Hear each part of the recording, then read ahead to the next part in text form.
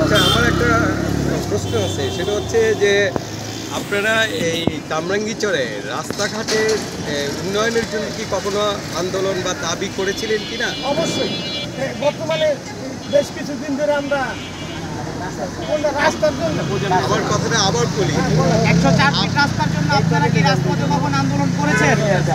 অবশ্যই করেছি, রাস্তার জন্য আমি আবার বলি, আমার কথাটা আবার শুনেন।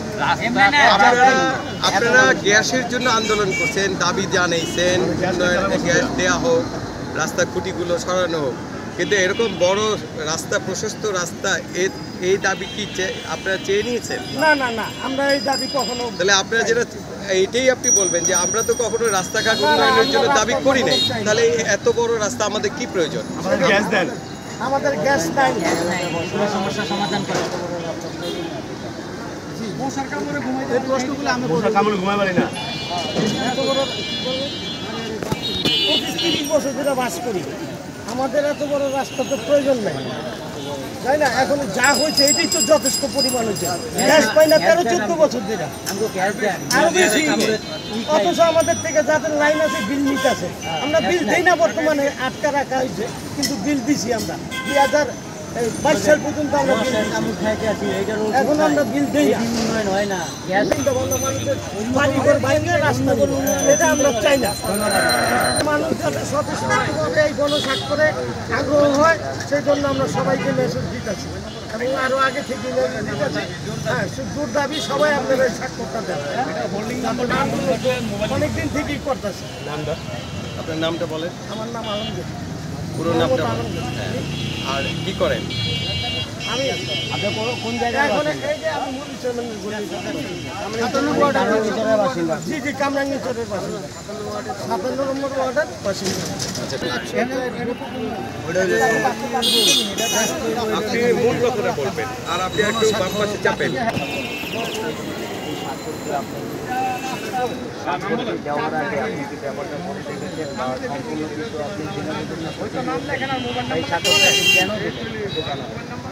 আমি স্বাক্ষরটি দিয়েছি জেনে বুঝি কামরাঙ্গীরচর যে উন্নত হতে যাচ্ছে সেটা আমাদেরকে রেখে উন্নত করতে যাচ্ছে সরকার।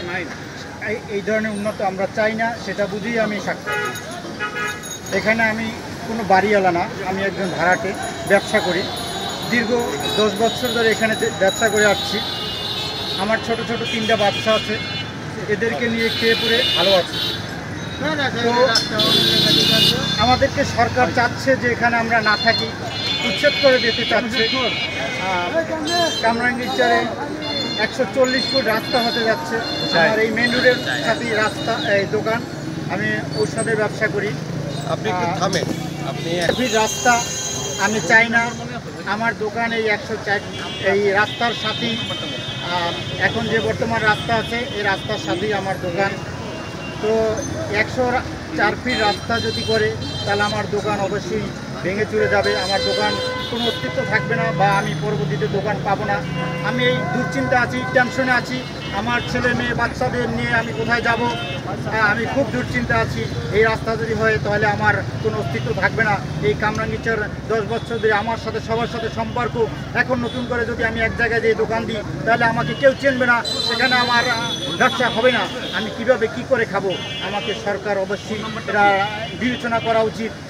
104 ফিট যদি রাস্তা হয় সেটা আমাদেরকে আমরা চাই না, বা এই রাস্তা দরকার নেই আমাদের। এই ধরনের উন্নয়ন, যে উন্নয়ন আমাদের কোনো কাজে আসবে না, আমাদের উচ্ছেদ হয়ে যেতে হবে, সেই ধরনের উন্নয়ন আমরা সরকারের কাছে চাই না। অবশ্যই আমরা আরও কত ধরনের উন্নয়ন আছে, যেমন আমরা মশার কামড় খাচ্ছি রাতে, তারপর আমাদের গ্যাস নাই। আগে যাও একটু গ্যাস থাকতো, এখন তাও বন্ধ করে দেওয়া হচ্ছে।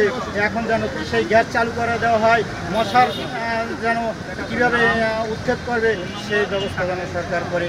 আমি এই কামরাঙ্গীরচরেই থাকি, ইমান আলীর গলিতে থাকি। আমার নাম মোহাম্মদ আব্দুল মান্নান। এই বলে আমি বক্তব্য আমার শেষ করছি।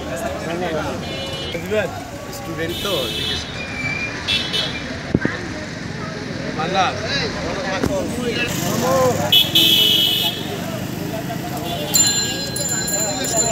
বলবেন